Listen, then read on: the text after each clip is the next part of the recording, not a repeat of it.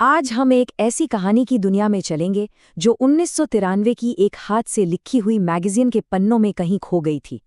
ये सिर्फ एक कहानी नहीं है, बल्कि उस दौर के भारत का एक दुर्लभ दस्तावेज है जो समाज से आज भी एक बहुत गहरा सवाल पूछता है। ये जो पत्रिका है सुबह, ये समझिए कि उस दौर का एक आईना है, जब देश एक बड़े बदलाव से गुजर रहा था। और इसी की स्याही में एक ऐसी कहानी छिपी है जिसकी बातें आज भी उतनी ही सच्ची लगती हैं। और दिलचस्प बात यह है कि इसके संपादकीय में साफ साफ लिखा है कि ये कहानी असल में एक सच्ची घटना पर आधारित है।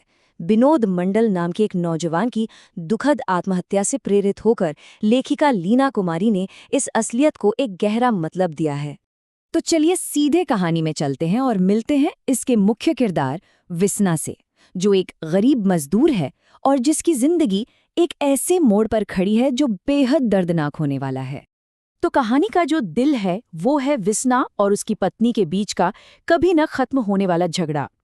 पर यह कोई बंद दरवाजे के पीछे की बात नहीं थी, बल्कि पूरे गांव के लिए एक रोज का तमाशा बन गया था।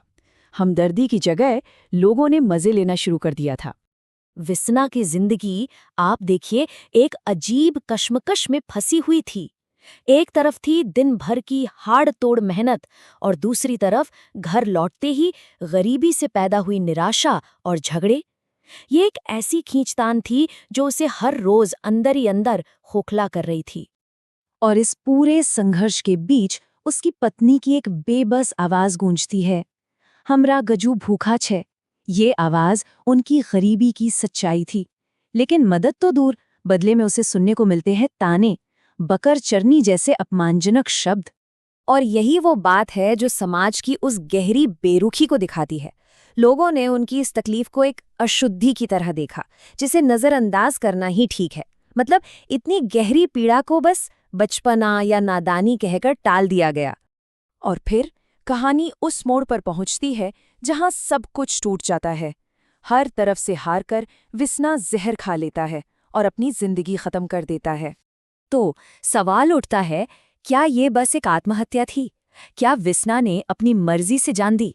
नहीं, लेखिका हमें यहीं रुककर सोचने पर मजबूर करती हैं कि मामला इतना सीधा नहीं है। कहानी का असल तर्क ये है कि ये किसी एक इंसान की हिम्मत का टूटना नहीं था, बल्कि ये एक सामाजिक हत्या थी।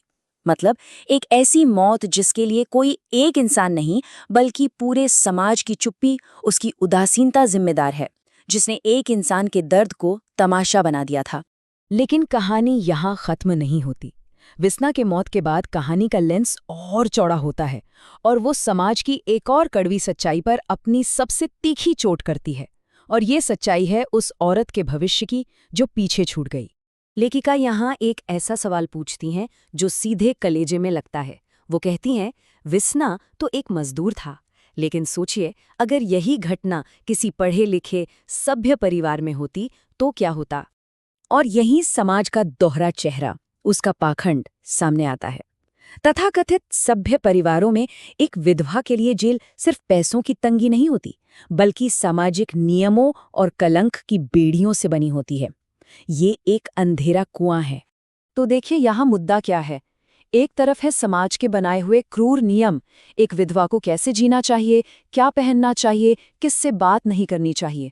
और दूसरी तरफ है एक इंसान की बुनियादी ज़रूरतें, सम्मान से जीने की, खुश रहने की, एक नई शुरुआत करने की। ये एक बहुत ही दर्दनाक विरोधाभास हैं। ये सारी बातें हमें घुमा फिराकर वापस कहानी के शीर्षक पर ले आती हैं। एक ऐसा सवाल जो कहानी के खत्म होने के बाद भी पीछा नहीं छोड़ता। दर्द उसका, आखिर किसका? ये शीर्षक सिर्फ एक नाम नहीं है, ये एक सवाल है जो हवा में तैरता रह जाता है। ये हमें सोचने पर मजबूर करता है कि क्या किसी का दर्द कभी सिर्फ उसका होता है, या उसमें कहीं ना कहीं हम सबका भी एक हिस्सा होता है।